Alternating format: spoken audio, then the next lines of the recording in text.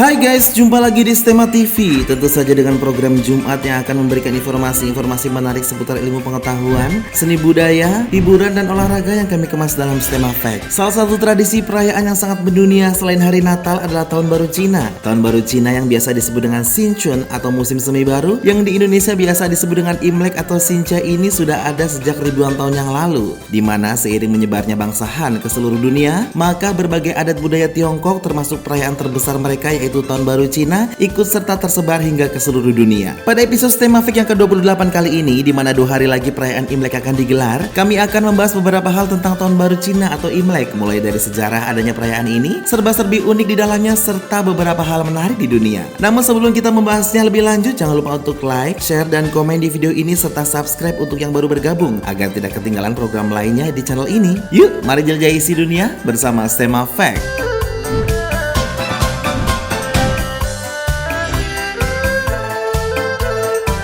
Pertama, kita akan membahas sejarah perayaan Imlek. Awal mula perayaan Imlek berasal dari 3.500 tahun yang lalu. Beberapa orang percaya bahwa Imlek berasal dari dinasti Shang sekitar tahun 1600 sampai dengan 1046 sebelum Masehi. Pada saat itu, orang mengadakan upacara pengorbanan untuk menghormati dewa dan leluhur pada awal atau akhir tahun. Namun, saat ini perayaan Imlek sudah berkembang dan ada sejumlah adat istiadat yang sudah ditinggalkan. Selain itu, ada juga legenda yang sangat populer menyebar di masyarakat dari masa ke masa, di mana perayaan Imlek adalah perayaan panen, di mana saat itu musim dingin telah berlalu dan musim semi atau matahari pertama akan muncul. Pada saat itu, muncul makhluk jahat bernama Nian yang saat ini berarti tahun dalam bahasa Mandarin. Nian merusak kehidupan warga dan sangat ditakuti. Namun seorang laki-laki tua menemukan kelemahan Nian tersebut, di mana Nian takut dengan warna merah, takut dengan suara berisik dan ledakan, sehingga para warga memasang kain merah di mana-mana, lentera merah, membakar petasan, serta menabuh tambur membuat kebisingan agar makhluk bernama Nian itu takut. Dan kemudian, usaha para warga itu berhasil mengusir makhluk itu dari pemukiman penduduk. Sejak saat itu, perayaan ini menjadi perayaan terbesar di Tiongkok, dan tarian barongsai yang kita kenal sekarang adalah tarian yang menggambarkan makhluk Nian yang sedang diiringi tambur dan alat musik pukul lainnya sehingga sangat bising. Dan tarian barongsai itu selalu ada di setiap perayaan Tahun Baru Cina hingga saat ini.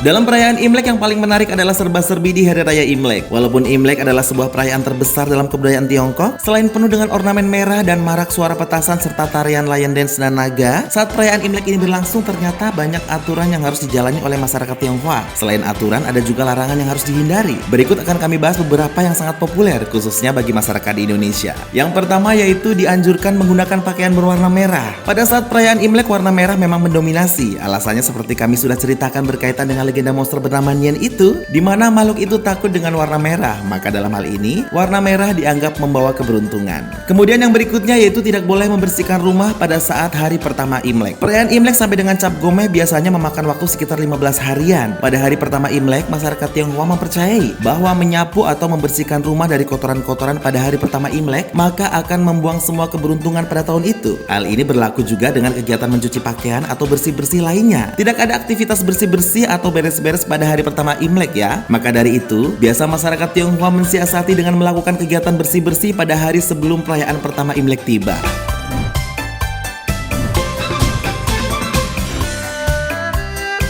Hal berikutnya yang tidak kalah unik yaitu harus memakan makanan yang manis. Makanan atau cemilan manis kerap kali menghiasi meja makan pada saat perayaan Imlek. Tidak heran jika di Indonesia kue keranjang atau dodol Cina menjadi ikon perayaan Imlek, karena memakan makanan yang manis dan lengket dipercaya mendatangkan keberuntungan keluarga. Berikutnya, tidak boleh memakan bubur. Berbeda terbalik dengan hal sebelumnya, di mana saat Imlek dianjurkan memakan makanan yang manis agar rezeki lancar. Pada saat Imlek haram hukumnya memakan bubur. Bubur identik dengan makanan orang sakit yang tidak memiliki rasa, tidak berwarna, dan lain-lain. Jadi ini dianggap mendatangkan kesialan jika dilanggar. Imlek adalah momen kegembiraan sehingga sesuatu yang menggambarkan kedukaan, kemiskinan, kesakitan adalah dilarang ada. Kemudian berikutnya yaitu tidak boleh meminjam uang atau membayar hutang pada saat perayaan Imlek. Pada saat perayaan Imlek tiba, tidak diperkenankan membayar hutang, menagih hutang, ataupun berhutang kepada siapapun. Jika memang diperlukan, sebaiknya lakukan sebelum perayaan Imlek atau setelah perayaan Imlek, karena ini juga dianggap membawa kesialan.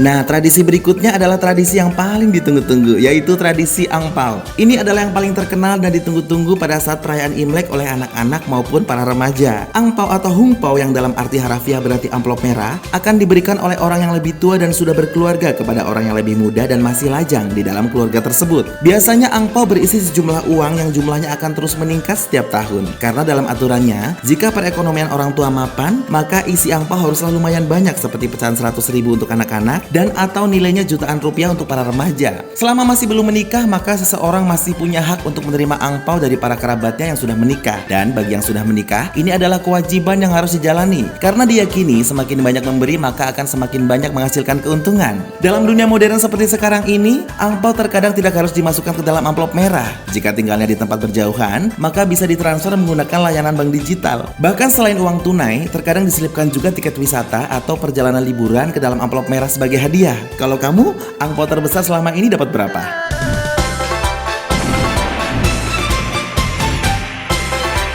Itu dia tadi guys beberapa informasi tentang perayaan Hari Raya Imlek atau Tahun Baru Cina yang di Indonesia baru resmi dirayakan secara nasional pada awal 2000-an. Menarik ya? Dan asal kalian tahu, perayaan Imlek atau Chinese New Year dirayakan hampir di seluruh negara di dunia. Bahkan negara Arab pun saat ini merayakan karena memang banyaknya masyarakat keturunan Tionghoa di berbagai sudut dunia. Maka perayaan ini juga dirayakan di mana-mana. Oke guys, jangan lupa untuk like, share, dan komen di video ini serta follow semua sosial media dari Stella Maris. Kita jumpa lagi pada episode terakhir minggu depan. Mari jelajahi isi dunia bersama Stella Fact.